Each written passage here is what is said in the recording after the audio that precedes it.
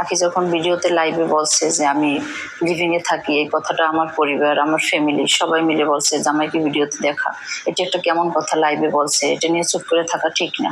আর আমার নিজের কাছে অনেক কষ্ট লাগে, প্রত্যেকটা ভিডিও ছাড়লে তোমরা কমেন্ট করো আন্টি তুমি বিয়েটা করে নাও, তুমি লিভিং এ থাকো, এটা একটা কেমন বাজে কথা।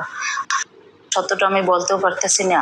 আর আমি মানে এমন একটা বিপদের মধ্যে ছিলাম যে আমি না পারি কইতে, না পারি সইতে। কারণ আমার মেয়েটা যখন 3-4 বছর বয়স তখন আমার হাজবেন্ডের সাথে ঈশা মেয়েটা ফালতু, ওর মাটাও ফালতু, একদম পুরা গোষ্ঠী ফালতু। ওর কোনো বাপের পরিচয় আছে?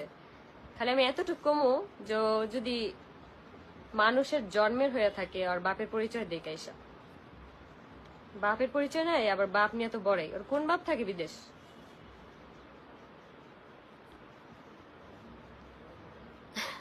আদি শর্মা, হাই আপু, কেমন আছো? আলহামদুলিল্লাহ ভালো। কেমন আছো? আলহামদুলিল্লাহ ভালো। ওরা আমাকে ভালো থাকতে দিবে না, বুঝছো? আমার মেয়েটা যখন 3-4 বছর বয়স তখন আমার হাজবেন্ডের সাথে ডিভোর্স হয়। ডিভোর্স হওয়ার পিছনে আমি তখন অনেক ছোট ছিলাম, আমার মা ছোট সময় মারা যায়। যে কোনো কারণে আমার ছোট সময় বিয়ে হয় এবং আমি অনেক চেষ্টা করছি সংসারটা টিকিয়ে রাখার জন্য। একটা কোনো মাই চায় না একটা সন্তান বাবা হারা হোক বা মায়ের কাছে একা থাকুক। আমি অনেক চেষ্টা করছি, অনেক, সেটা তারাও জানে।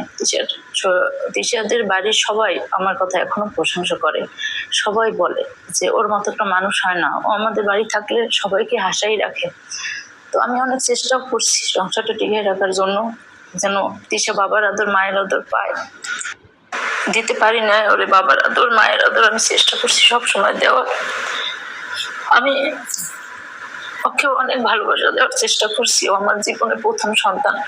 কালকে ও যখন বলছে আমার আব্বু, তখন তোমরা কমেন্ট করছো এটা ওর আব্বু না, তখন আমি যে বলবো যে এটা ওর আব্বু না, ও অনেক কষ্ট পাইতো। ও সবসময় মনে করে এই ওর আব্বু, কারণ 4-5 বছর বয়স থেকে ও আব্বু বলে জানে। ও মনে করে এটাই ওর আব্বু, আর সব মনের আশা সেই ওর পূর্ণ করছে। যতই পূর্ণ করুক, সে বাবার চেয়ে বেশি ভালোবাসলো, ওর ভিতরে একটা অপূর্ণতা থাকবেই যে আমার জন্মদাতা বাবা, সে আমার খোঁজ নেয় না, ভালোবাসে না, খবর নেয় না। আর আমার এই আব্বু, সে তো আমার জন্মের আব্বু না।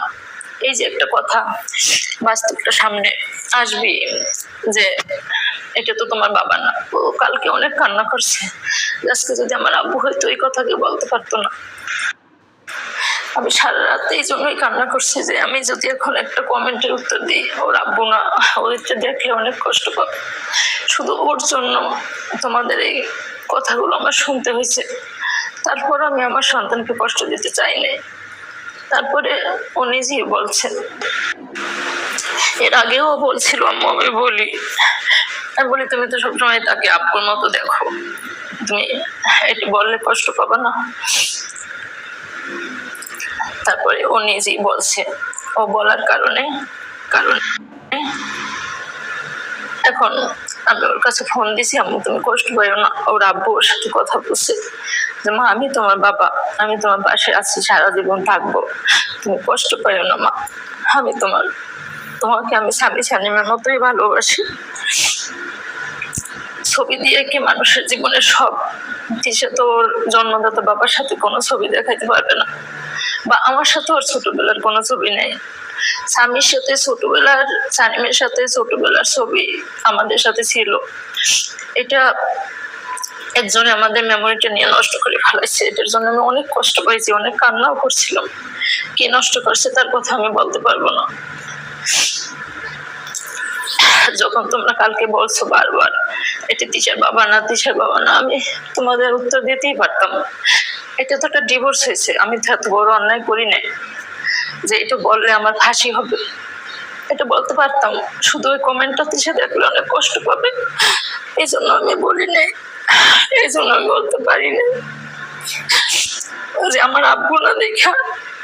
আমরা 3টে ভাই বোন, আমার 2টে ভাইয়ের আব্বু আর আমার আব্বু না, সেই জন্যই আম্মু বলতে পারছি